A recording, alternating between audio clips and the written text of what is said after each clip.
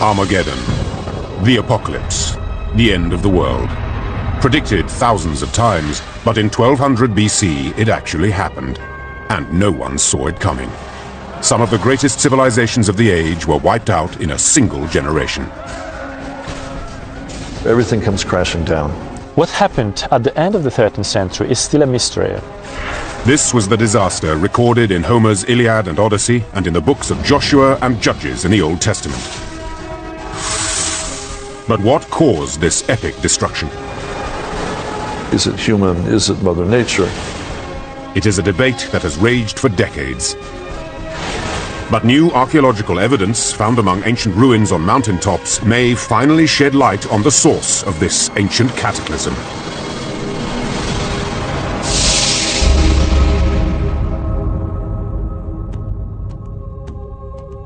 For archaeologists, the past is illustrated by the objects left behind. The treasures of Tutankhamun's tomb, the toppled towers of mighty Greek palaces at Knossos, and pottery and stone reliefs that depict both vast riches and endless warfare. This was the ancient world of 1300 BC, the Bronze Age, named after the metallurgy of its weapons. Stretching from Egypt to the Black Sea, the ancient world was an amalgam of disparate and powerful nations, dominated by kings and their armies. The Mycenaeans and Minoans, the heroes of Homeric legend, built their palaces in Greece, Crete, and the Aegean islands. The pharaoh Ramses, thought to be the pharaoh cited in the Old Testament, changed the very landscape with his monument at Karnak. The warring Hittites, biblical enemies of Egypt, dominated what is now Turkey and northern Syria, while the Canaanites, the merchants of the great trade route, controlled what was to become the Holy Land, Israel, Lebanon, and Jordan.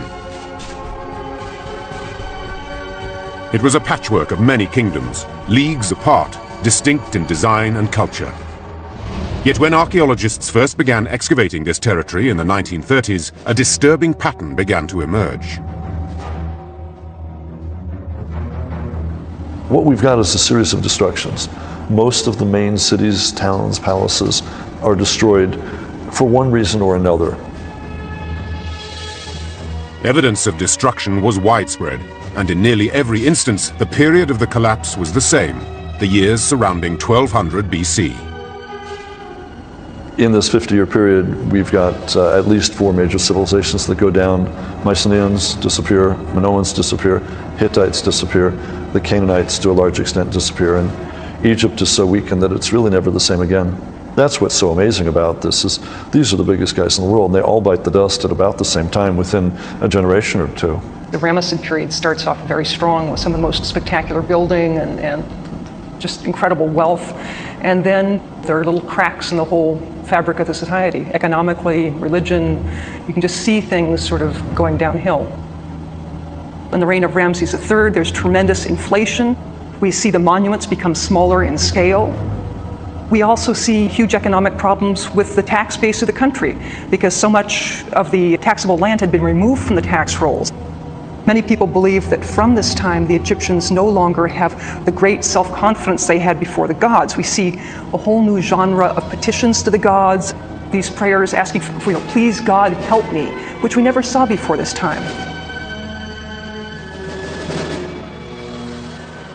After a century of progress, which saw the development of the first alphabetic writing in Ugarit in 1300 and the first musical notation in Syria, the written record abruptly ended.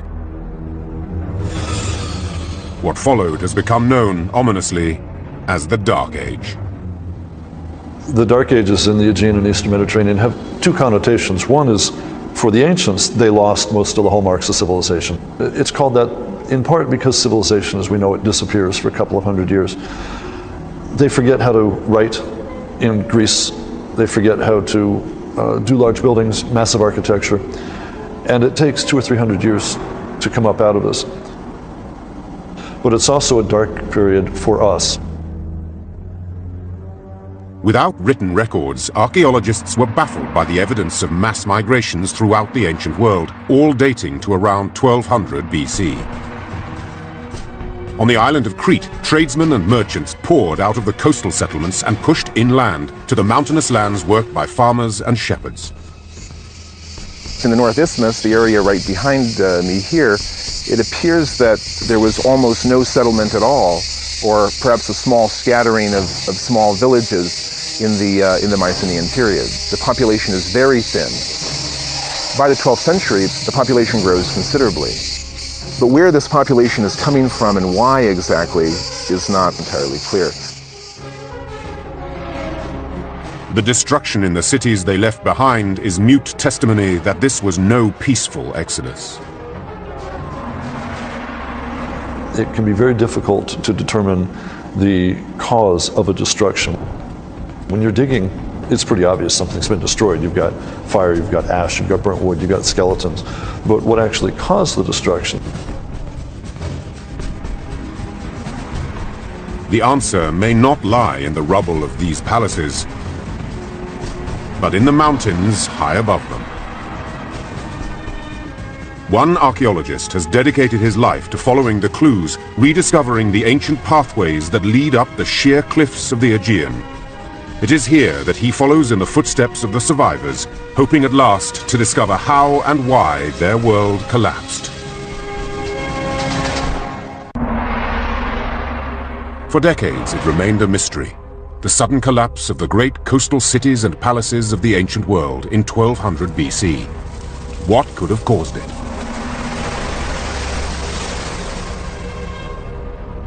Most investigators dug for clues in the ruins of mighty cities.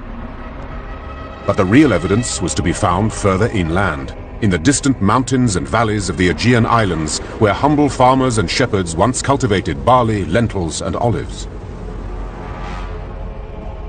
It first came to light in the summer of 1983, when Polish archaeologist Krzysztof Nowicki, then a 26-year-old student, first climbed the mountain of Karfi on the island of Crete. Nowicki's original goal was to study a Neolithic religious shrine constructed on Karfi's summit by prehistoric peoples. But once there, 1,200 meters above sea level, Nowicki was drawn to another set of ruins. A mountaintop village that had been partially excavated and abandoned by the British archaeologist John Pendlebury in the 1930s. Having experienced one of the frigid winters on top of Karfi, Pendlebury concluded it was merely a temporary or seasonal settlement. But to Nowicki, the ruins made of large blocks of stone suggested something else. What is interesting about the houses in Karfi, that they are pretty well constructed.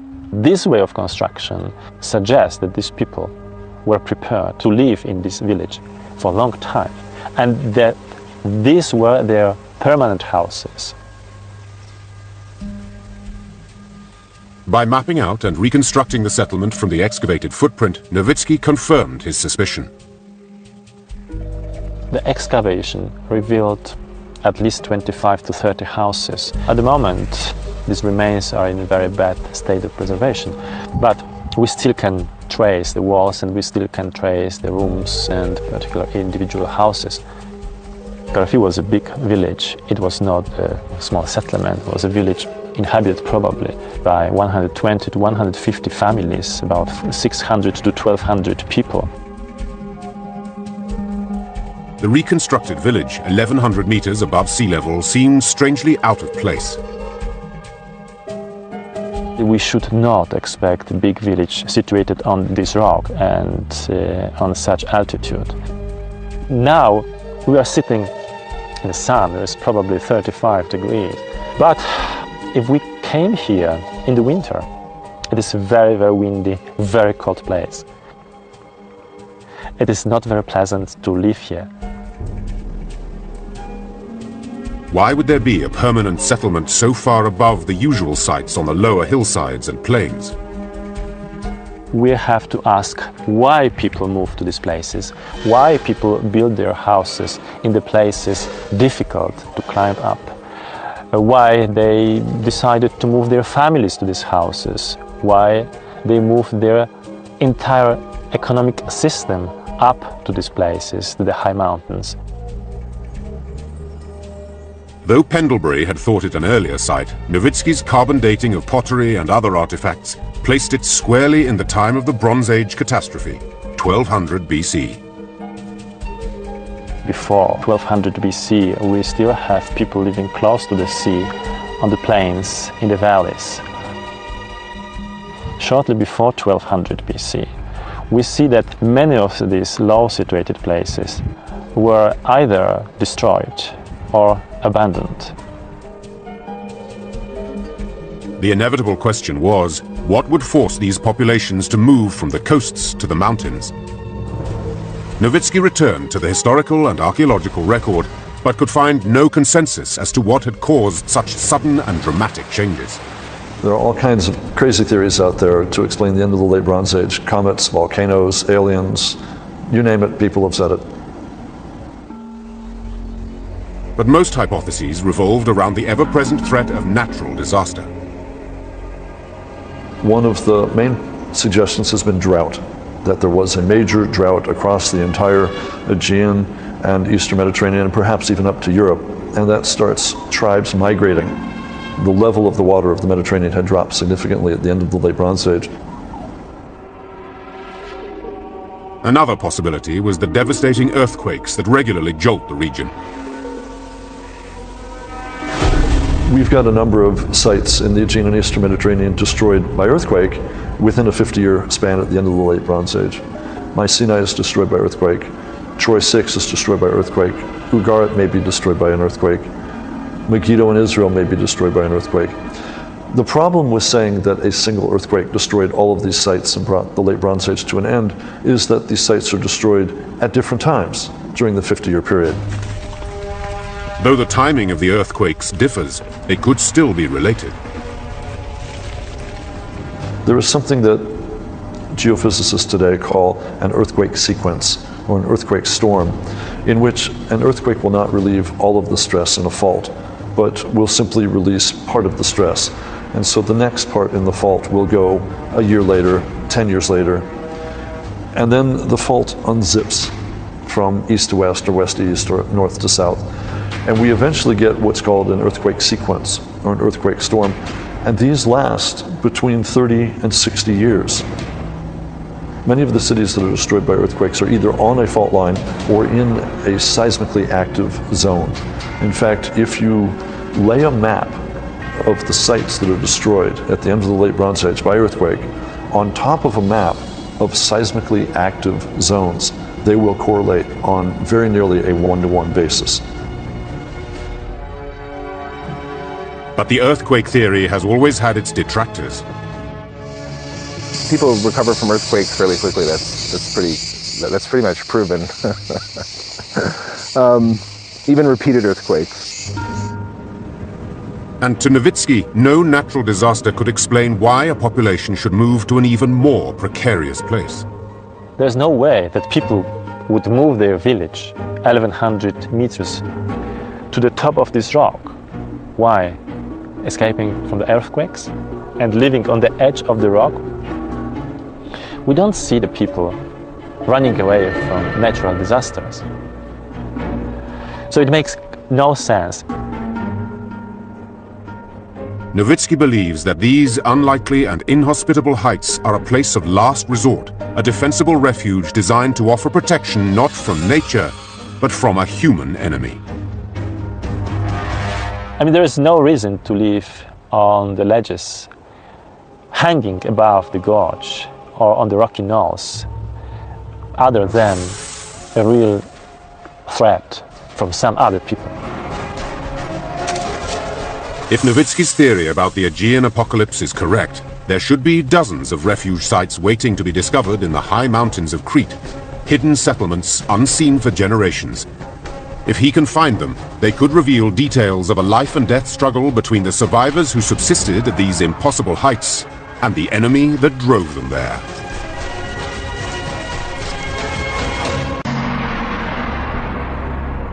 There are many theories as to what could have caused the apocalypse of 1200 BC and destroyed the mighty Bronze Age civilizations of the Hittites, Canaanites, Mycenaean, and Minoans. Some have blamed natural disasters, disease and pestilence, even the wrath of an angry god. But could it have had a human cause? And if so, who were the people that sent such mighty cultures crashing down within the span of a single generation? For decades, archaeologists sifted the abundant ruins but found only a few isolated clues. Then, in the 1930s, a stone tablet bearing a desperate message was unearthed in northern Syria. Found in the ruins of the palace of Ugarit, destroyed by fire around 1200 BC, it gave a foretaste of the destruction to come. The king of Ugarit says, "My father, 7 enemy ships have been sighted. Now they've already done great damage to my country. If you see any more, please let me know." The tablet was never sent. It was found in the kiln, ready to be fired, when obviously the enemy ships came back and destroyed the town. Who was this enemy that came from the sea? Only one culture, Egypt, survived the collapse of the Bronze Age to give them a name. Ancient hieroglyphics tell of a terrifying foe, the warriors known only as the Sea Peoples. We get all of our details about what the Sea Peoples look like and their mode of transportation from the Egyptians. In addition to the texts that the Egyptians put up on their walls, they also put up pictorial scenes. And so they actually show us what the Sea Peoples look like. We can see the type of helmets they wear, the type of headdresses they wear. We can see them moving in ox carts, in some cases with their families, wives and children and possessions. This was a mass movement that was affecting all the ancient cultures of the Eastern Mediterranean. And this was something that had never happened before. Every single culture in that area, even the ones as well established and as powerful as Egyptians, were being really shaken by this movement of the Sea People. Because part of it is they were coming not only to attack, but to settle. This is what archaeologist Krzysztof Nowicki had envisioned when he first looked at the ruins high on Kaffi, a desperate people, the shepherds and farmers of the valleys driven into the mountains they knew so well. But could he prove that Kaffi was no anomaly, simply one example in the systematic evacuation of an entire people?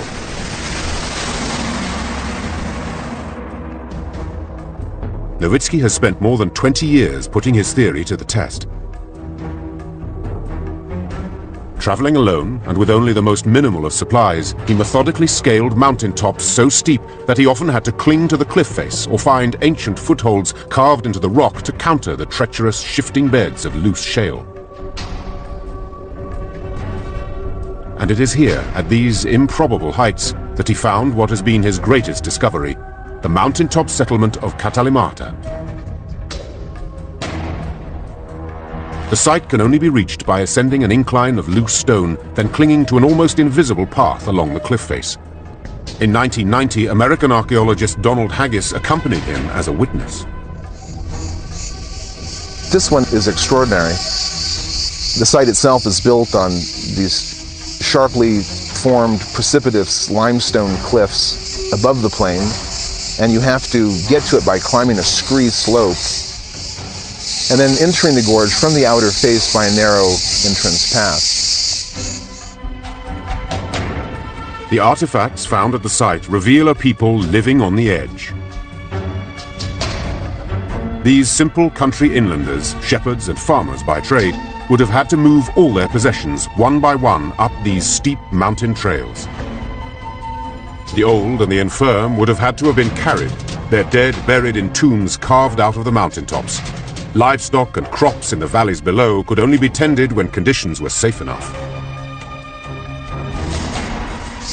The evidence that we recovered during surveys suggests that they were using the settlement probably for a considerable period. It's an uncomfortable site to live in. It's not conducive to settlement expansion. Though life on Katalimata would have been extremely difficult, it had one advantage: security. This place it can be a nightmare for strangers, for foreigners. Without this knowledge of local topography, it's really very difficult to climb them and to find them. They're like fortresses, in a sense, utilizing the natural terrain, and sometimes, as a lot of research out here is showing, not just utilizing the terrain, but utilizing fairly effective fortification walls as well. Any enemy trying to invade the settlement would have been visible for miles, allowing the mountain people time to prepare. The invaders themselves would have been forced to approach single file, unable to hold their weapons while clinging to the cliff face.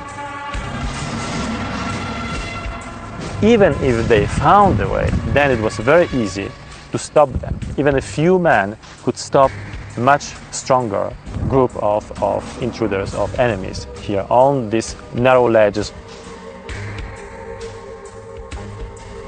Katalymata was only the first of many refuge sites that Nowitzki has discovered. After scaling nearly 2,000 mountains in Crete, he has identified 80 different refuge sites dating to 1200 BC. One common unifying factor in the orientation and design of these settlements has convinced him that they were built to withstand the sea peoples.